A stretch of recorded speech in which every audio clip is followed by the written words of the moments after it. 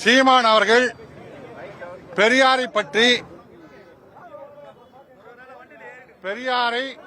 பெரியார் என்று பெயர் சூட்டிய பெண்களை இழிவுபடுத்தி சீமான் பேசியிருக்கிறார். அவருடைய பேச்சு எந்தவித ஆதாரமற்றது. அவர் சொன்ன அந்த கீழ்த்தரமான செய்தியை பெரியாரின் மீது பெரியார் சொன்னதாக சொல்லி பரப்பி வருகிறார். அந்த செய்திக்கு சீமான் ஆதாரம் தர வேண்டும். ஆதாரம் இல்லாத பேச்சை உலகம் முழுவதும் உள்ள மக்களுக்கு பெரியாரை கொச்சைப்படுத்துகிற வகையில் அவர் சொல்லியிருக்கிறார். பெரியார் என்ற அவருக்கு அந்த பெயரை சூட்டியதே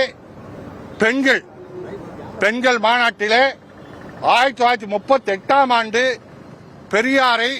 பெரியார் என்று பெயர் சூட்டினார்கள். காரணம், உலகம் முழுவதும் உள்ள பெண்ணிய உணர்வாளர்கள், போராளிகள், பெண்ணிய தத்துவவாதிகள் யாரும் சொல்லாத உச்ச நிலைக்கு போய் பெரியார் பெண் விடுதலைக்காக, பெண் உரிமைக்காக பேசியிருக்கிறார், போராடி இருக்கின்றார். அப்படிப்பட்ட பெரியாரை பெண்களையும் இழிவுபடுத்துகிற வகையில் பேசியிருக்கிறார். இது கடந்த காலங்களில் சங்கிகள் செய்து கொண்டிருந்த பிரச்சாரம்.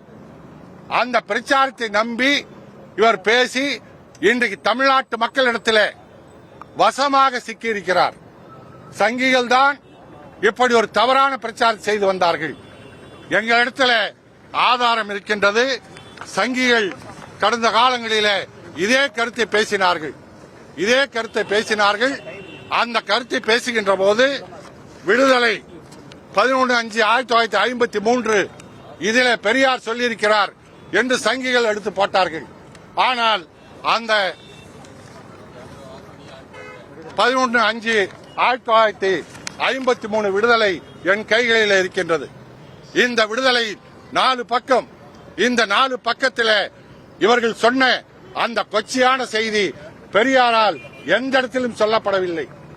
ஆனால் இப்படி அபாண்டமான பொய்யை சீமான் பரப்பி வருகின்றார். இப்படி ஏற்கனவே 1973ஆம் ஆண்டு துக்ளக் ஒரு தவறான செய்தியை பரப்பியது.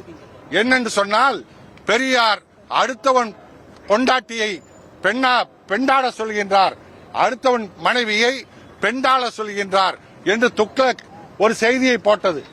எங்களுடைய மூத்த வழக்கறிஞர் துரைசாமி அவர்கள் உடனடியாக உயர்நீதிமன்றத்தில் வழக்கு தொடுத்தார்.